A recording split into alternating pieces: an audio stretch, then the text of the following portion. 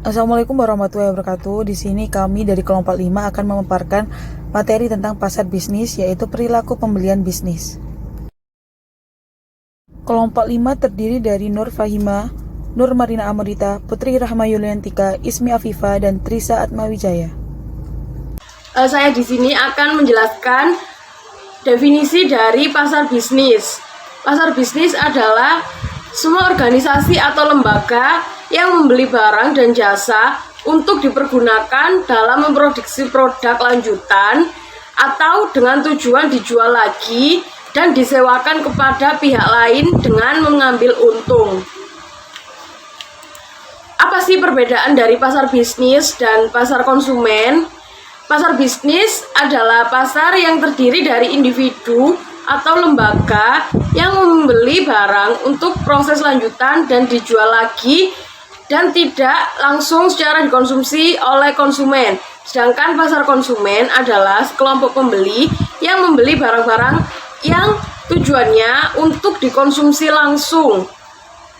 Implementasi pasar bisnis, industri fashion, industri sepatu, perkebunan sawit, palm paper, dan bakery. Assalamualaikum warahmatullahi wabarakatuh. Saya akan menjelaskan implementasi pasar bisnis di bidang industri fashion.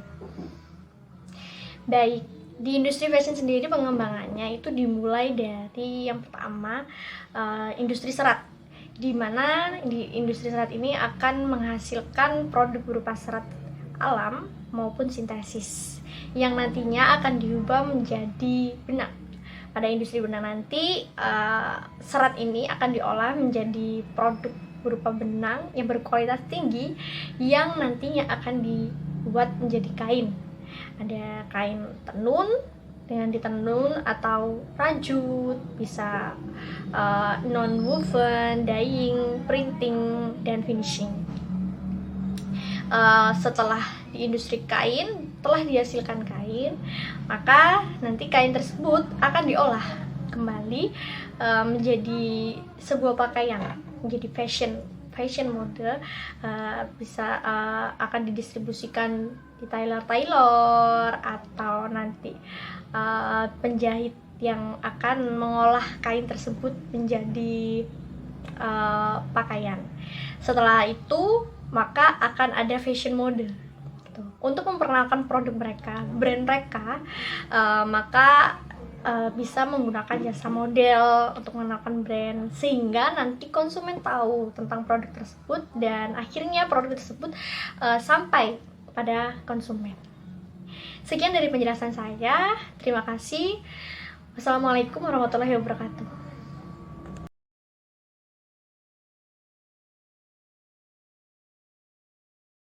Assalamualaikum warahmatullahi wabarakatuh. Perkenalkan, nama saya Ismi Afifa dengan NIM 20201221157. Di sini saya akan menjelaskan pasar bisnis.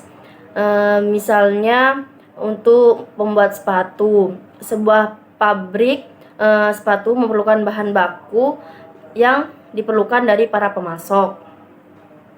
Ini terdapat 4 pemasok, yaitu pemasok benang, pemasok kain, pemasok karet, dan pemasok busa. Kemudian 4 pemasok tersebut memberikan pasokannya ke gudang bahan baku yang selanjutnya akan dikirim ke pabrik pembuatan sepatu untuk membuat sepatu. Setelah sepatu sudah selesai, maka sepatu yang sudah jadi dikirim ke bagian pengujian sepatu untuk diuji apakah sepatu yang sudah selesai itu layak atau belum. Setelah itu, terdapat industri kardus dan kertas yang diperlukan untuk membuat kemasan atau kardus pada sepatu. Industri kardus dan kertas tersebut menyerahkan bahan baku mereka berupa kardus dan kertas ke bagian pengepekan sepatu untuk selanjutnya dibuat sebuah kardus untuk mengepek sepatu yang sudah dibuat. Setelah sepatu selesai diuji, di bagian pengujian sepatu dan pengepekan sudah selesai dilakukan oleh bagian pengepekan kardus, maka sepatu dan pek kardus dikirim ke pabrik pengemasan sepatu untuk dikemas dan diberi label, merek, dan ukuran. Setelah selesai sepatu yang sudah siap dijual, disimpan di gudang sepatu. Gudang sepatu berfungsi untuk menyimpan sepatu yang sudah siap jual. Setelah itu, sepatu yang sudah siap dijual dikirim ke distributor sepatu untuk selanjutnya dikirim ke toko sepatu, toko online shop, pengecer, bahkan pasar internasional yang pada akhirnya sepatu tersebut sampai ke tangan konsumen. Jadi, kurang lebihnya mohon maaf. Wassalamualaikum warahmatullahi wabarakatuh.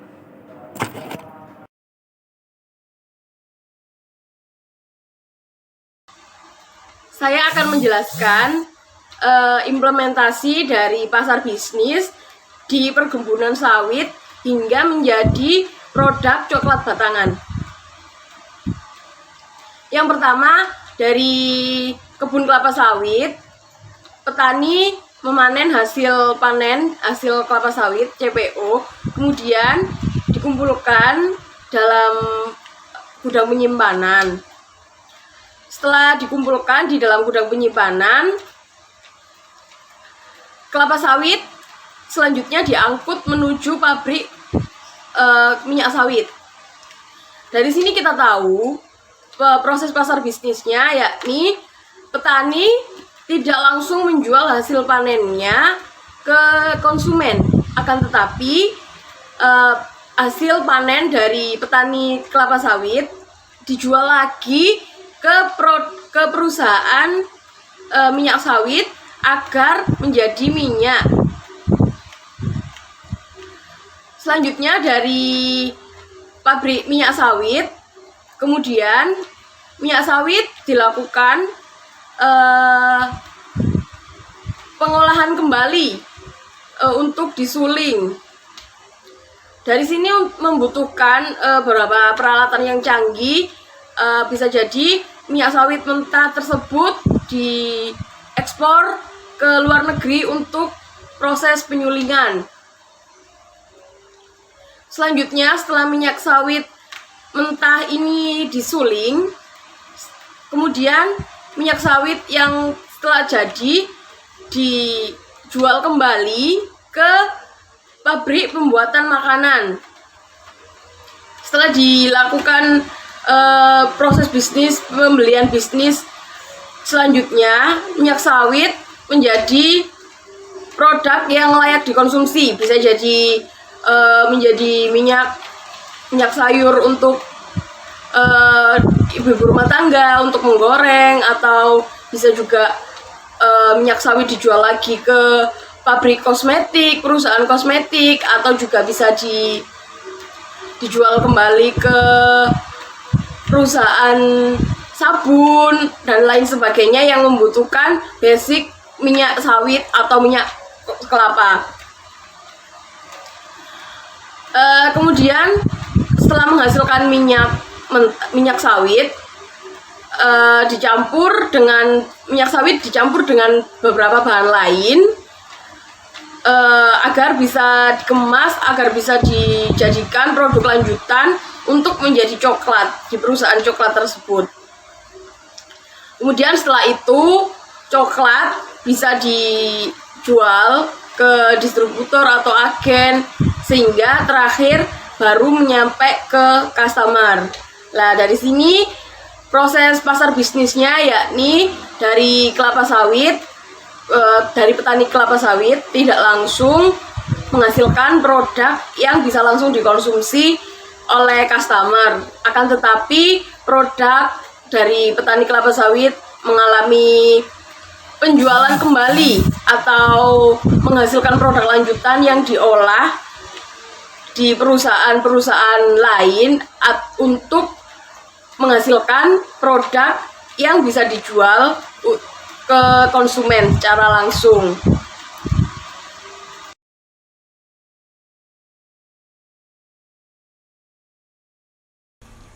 Proses pembuatan kertas. Langkah pertama, kultur jaringan.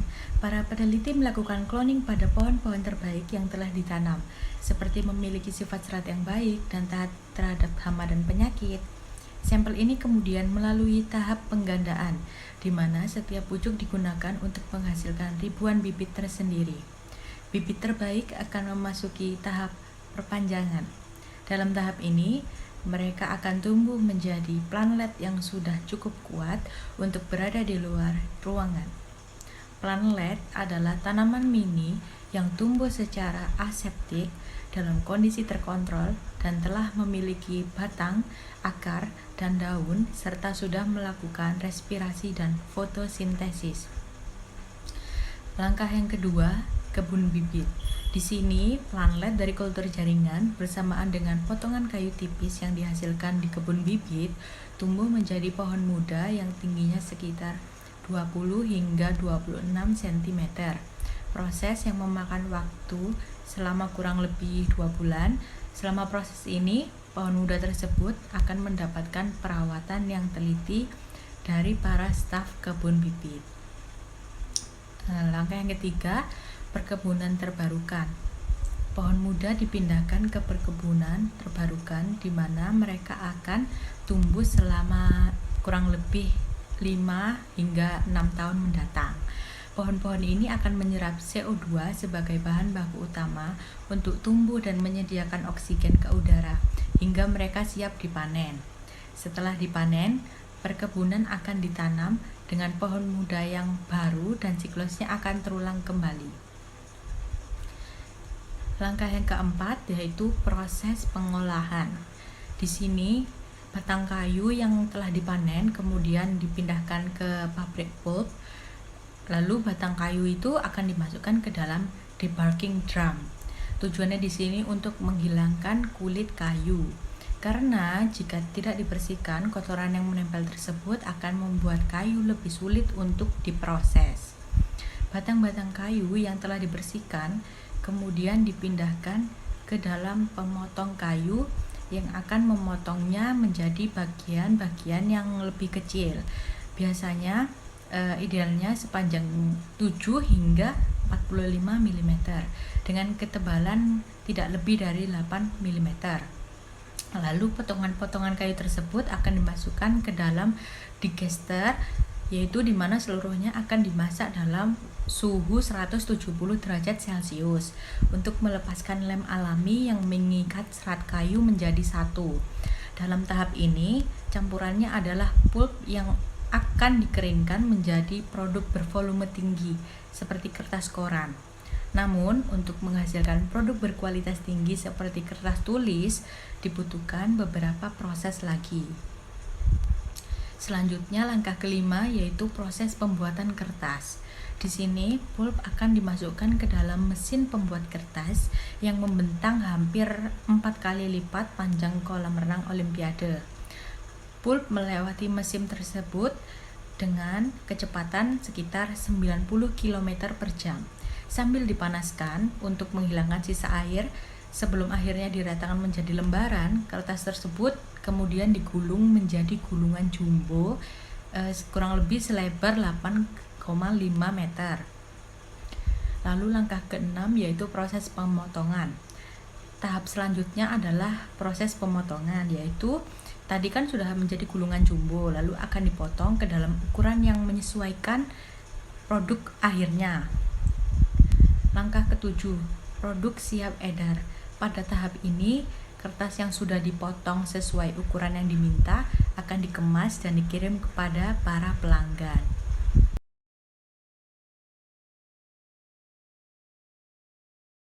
Assalamualaikum warahmatullahi wabarakatuh. Ini adalah contoh implementasi pasar bisnis pasokan di dalam pabrik roti, yaitu pasokan untuk roti bakar.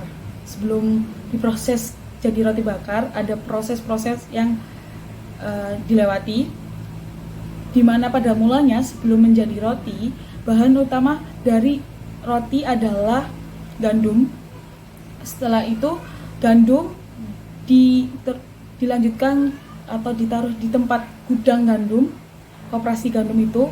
Setelah itu diproses, setelah itu dijual ke pabrik terigu. Setelah di pabrik terigu diolah lagi, kemudian pabrik terigu dilanjutkan ke pabrik roti atau diteruskan ke pabrik roti. Setelah itu sebelum roti jadi, sebelum roti dikemas, pengusaha hutan di sini merupakan sumber dari kertas yang untuk pengemasan roti. Jadi roti sebelum dikemas menjadi roti bungkusan itu melalui proses dari pengusaha hutan, kemudian menghasilkan kayu, kemudian dilanjutkan ke pabrik bubur kertas. Setelah kayu itu diproses di pabrik bubur kertas, kemudian ditransfer ke pabrik kertas. Jadi setelah proses bubur kertas itu tadi dilanjutkan ke pabrik kertas. Setelah itu pabrik kertas menjual ke bagian pengemasan atau perusahaan roti ya di bagian pengemasan.